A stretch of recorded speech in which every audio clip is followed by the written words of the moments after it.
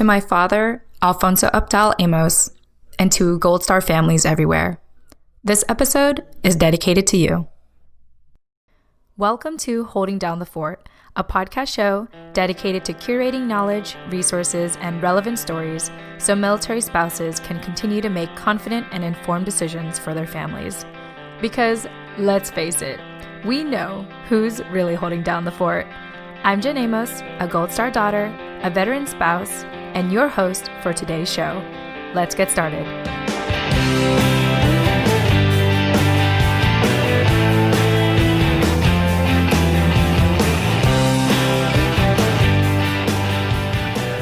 Hey everyone, welcome back. If this is your first time listening to Holding Down the Fort, I encourage you to check out episode 3, where we had an opportunity to be interviewed, my husband specifically, Scott R. Tucker, by Kimber Hill, founder of VertForce. And in that episode, you get to learn a little bit more about really what inspired us to start this podcast show. So if you have not listened to that yet, I highly encourage it. And if you have, thanks. Now that you've heard a little bit about my husband's story, I want to tell you a little bit about mine. I want to use this episode to really introduce myself and elaborate why I have chosen to host the show.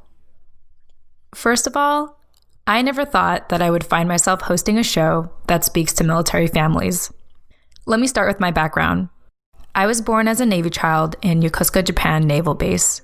And like many military families, my family and I would move every 2 to 3 years. My father was the one who joined the service. He served as a machinist mate, first class, in the U.S. Navy. As he was nearing retirement, the service had decided to station him in Japan one final time to finish out the rest of his career. He was about 2 years away from serving a full 20 years when he went missing. At that time, he was aboard the USS Kitty Hawk in October 1998 in the Pacific Ocean. So you can do the math. And I only understood so much about what was going on. I remember the day when some important person, I was too young, I don't remember, I think it was a pastor or possibly the captain of his ship, came to our house to break the news. We had learned that my father was last seen by himself on the upper deck of a naval aircraft carrier. I was able to learn a little bit more about this literally just earlier this year on New Year's Day because I had met my dad's best friend for the first time, and he told me that he was the last person to see him before he went missing. But that's a story for another time. So my dad went missing, and they sent an entire search crew to find him for 3 days to no success. I remember when they broke the news to us. I don't exactly remember what they said to my mom. I just remember that I was sitting behind her and she just broke down. I actually didn't know how to process what was happening because I was so young and my dad had been deployed months at a time so often as I was growing up. Now, don't get me wrong, I had very fond memories of him. I still like to believe that he loved me so much more than my older brother. And I'd like to believe that I was his princess until my sister was born. But it didn't hit me in that moment to know that those fond memories of my father were never going to happen ever again. And I remember in that moment, I felt like I should have cried. I tried. In that moment, I tried to shed a couple of tears in support of my mom. Well, reality really started to hit when we were told that it was time to leave Japan. Since we no longer had my father, we didn't have a sponsor for us to continue living there. The sudden disappearance of my father was in the local newspaper on base. So a lot of my friends got wind of it, and they immediately came out to support me. And at that time, I had really felt this sense of community to comfort me. I was actually really happy about it more than anything.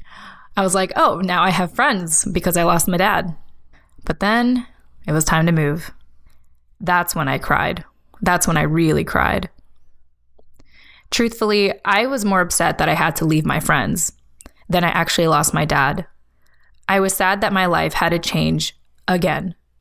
I know that some kids are able to thrive when their life changes so frequently, but not me. After losing my dad and having to uproot my life another time, even when we moved to San Diego, California, we moved again within a year. It was clear to me that at 10 years old, Everyone I cared about in my life was either going to leave me or die. I know, not the healthiest thing to believe, but that was my reality at the time. For years following the loss of my dad, I had become really indifferent about my relationships. Most of all, I became especially disconnected with anything affiliated with the military. That is, until I met my husband. So, before I met my husband, I was under the impression that people solely join the military for employment opportunities. How do I understand that? Well, my parents were immigrants from the Philippines when my dad had decided to join the U.S. Navy back in the early 1980s. I had actually come from a family of farmers. My mom and dad, both of their families before they met, were farmers, and my family back home are still farmers, even till this day. I was told by one of my relatives when I was younger that my dad used to love farming, but his father told him to join the Navy. His father wanted him to find more opportunities for himself. See, for my family, having joined the military, it really had nothing to do with honor, making a difference, or serving the greater good. It was really about employment opportunity, the chance to get out of your current circumstances and do something better for yourself and your family. It's not that my parents had come from a bad place. It's just the opportunity to have more options in life seemed to be more important to my father's father, and he wanted that for him more than anything. I had also come to learn that many of my peers had decided to join the military for employment opportunities as well. I mean, it makes sense if you think about it. You have a chance to travel, you have all these amazing benefits, and most of all, you have some sense of stability. You know where your paycheck is going to come from, how often you're going to get paid, and even if you don't know where you're going to travel next, you can trust that the military is going to take care of you. To me, I saw the military as a fallback, if anything. I did not want to join for very personal reasons, as you already know. My mom would always insist that if I didn't know what I wanted to do with my life after college, that having a college degree would pre-qualify me to become an officer in the military. To my mom, joining the military was about having benefits, a predictable paycheck, and an overall stable job. But I already knew the cost of stability as a military child, and since 10 years old, I understood the cost of stability as a Gold Star daughter. When I'm encouraged to join the military, I immediately think about my upbringing. I think about constantly uprooting my life, working up the courage to make new friends, and feeling powerless to my parents' dependency in following military orders. If that wasn't enough, when anyone talked about the military to me, of course, I thought about the loss of my dad, first and foremost. So to sum it up, as sad as it sounds, that was my reality. I had associated the military and stable jobs, for that matter, with death. As I reflect back on this last decade of my adult life, I realize that I've never worked your traditional 9-to-5 standard job. At best, I would work part-time jobs and small side hustles only to get fired if I didn't quit first. I've mainly been in sales and started and ran my own business, and today I run a business with my husband. I have found more comfort and feelings of stability in an unstable, unpredictable lifestyle than your standard stable one. And no matter how difficult this lifestyle has been for me, it was a lot better than feeling like I was facing death if I were to consider a stable job. So going back to having met my husband, he actually showed me a different perspective of the military. He joined the military because he wanted to make a difference. He wanted to be part of something bigger. To him, it was an honor to serve your country, that even after the military, it was important to him that he continued to serve America in his own way as a veteran. Anyway, not going to dive too much into his story because you could listen to episode 3 for that. Anyway, prior to meeting my husband, I had graduated from San Diego State University 2011. Go Aztecs! As I was about to graduate, even after I graduated, I had pursued sales. Then, as I mentioned, I ran an online marketing and referral agency for a handful of years. My husband was introduced to me as a client, so long story short, when we found out that we had feelings for each other, the rest became history. So part of why we met is because he was really interested in applying the duty, honor, country philosophy from General Douglas MacArthur, his famous speech that was ingrained in him when he attended West Point. And in case you're curious, he's an S02 grad. I feel like I have to say that because it seems like all West Pointers tend to ask each other what year they graduated. So in case you're wondering, my husband is an S02 West Point grad. Well, he felt that it was his responsibility to apply this duty, honor, country philosophy in what he was doing in his post-military life, which at the time was being a financial advisor. As a financial advisor, he didn't want to just prepare his clients for retirement. He wanted to prepare them to live a life of intention after the military, empower them to define a new way to serve as a veteran, and how money can be a tool to help you accomplish that. I had found his vision fascinating and relatable. Having been a salesperson and business owner for the majority of my adult life, I had to live my life intentionally, or I wasn't going to get a paycheck. So as our relationship developed, our work together also developed. The more involved I got in his business, the more it became our business. Throughout the short years we worked together, I saw his passion really shine toward active duty service members about to transition, and of course, veterans. Now, jumping to summer 2018, about 2 years ago now, my life had changed once again. My husband and I had decided that we were going to expand our business to the East Coast. So I left my home of 20 years in San Diego, California. I left my family and friends. I said goodbye to my business. I decided that it was time to move on and really start a new chapter. So when I arrived to the East Coast, I was already used to change.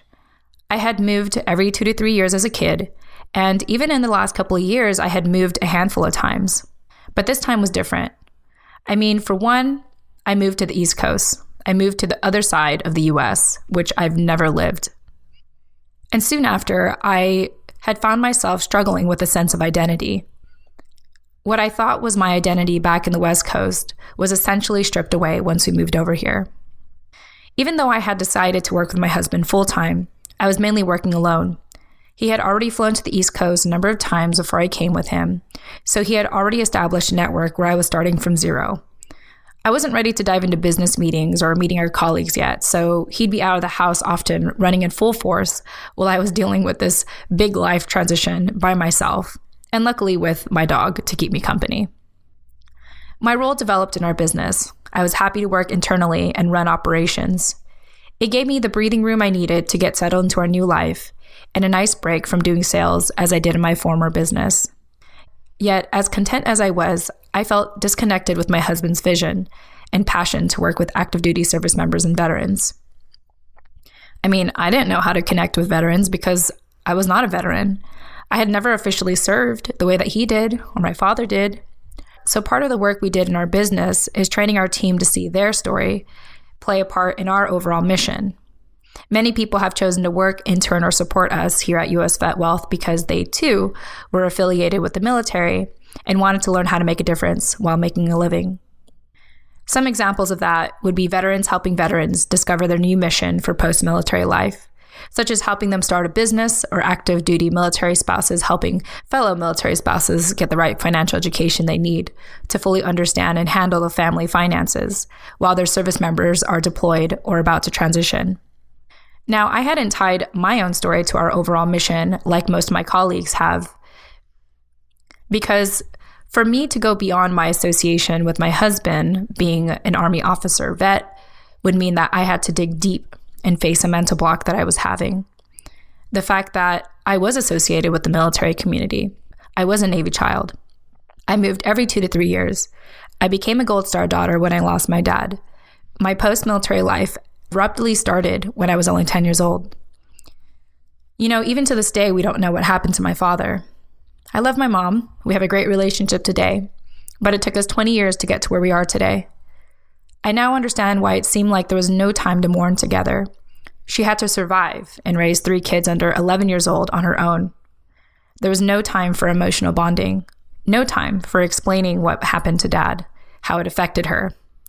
We left Japan and started a new life in San Diego as if he never existed.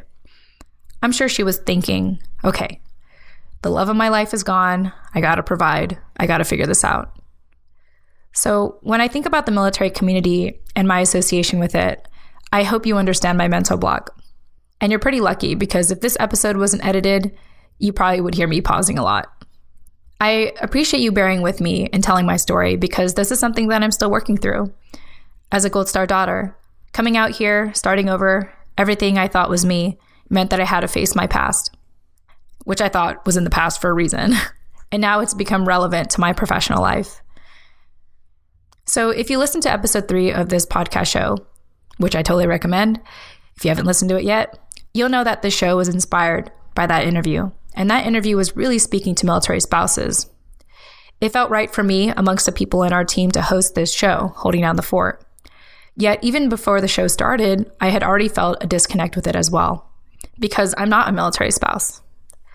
I'd like to say that I am a veteran spouse because I met my husband after his service, but I was never an active duty military spouse, which was a community we felt inspired to start this podcast for. But hey, I realized something. While my mom was holding down the fort as our father was serving our country, I believe that my siblings and I were holding down the fort for her. And when we lost my father, I believe that my mom kept it together because we gave her a reason to continue forward. 20 years later, I'm happy to share that my Gold Star family is doing really well. My siblings and I are all college graduates with bachelor's degrees and living out our eclectic lives and careers. Mom couldn't be any happier and healthier today. So that's where this podcast comes in. In my personal experience, I have found that military families are far from the average American family. While on active duty, families learn resilience, resourcefulness, time management, organizational skills, flexibility, delayed gratification, and of course, how to establish a new normal after every PCS. These are all the traits I had acquired as a military child and now attribute to the work I do as a Gold Star daughter, a veteran spouse, and an advocate for military families. My hope for this show, Holding Down the Fort, is to do my part to make the lives of active duty military spouses' lives easier by curating knowledge, resources, and relevant stories so you can continue to make confident and informed decisions for your family. With that said, I want to thank you for listening, and I encourage you to join in on the conversation. I want this show to be a collective effort of what you want to put in it and what you want to share to military families today. You can get involved. I encourage you to join our Instagram community at Holding Down the Fort Podcast. You can subscribe to our newsletter for the latest education, resources, or relevant stories at holdingdownthefortpodcast.com/subscribe. Or you can email us at holdingdownthefortpodcast@gmail.com. You can check out the show notes of this episode for more information. Now, I have a special place in my heart for talking about financial education in honor of my mom's financial struggles after the military and my husband's passion in financial education for military families today. In each episode, we'll be adding a special educational segment explaining how we redefine how transition and retirement is traditionally done. I also encourage you to learn more about us and our company at holdingdowntheFort.com/sponsor or visit our company site directly at usvetwealth.com. And that's it. With that said, I'm Jen Amos, Gold Star daughter, veteran spouse, advocate for military families, and your proud show host. I hope you're able to gain one piece of knowledge, resource, or relevant story that you can apply to your life today as you continue to hold down the fort. Thank you so much for listening, and I look forward to speaking with you in the next episode.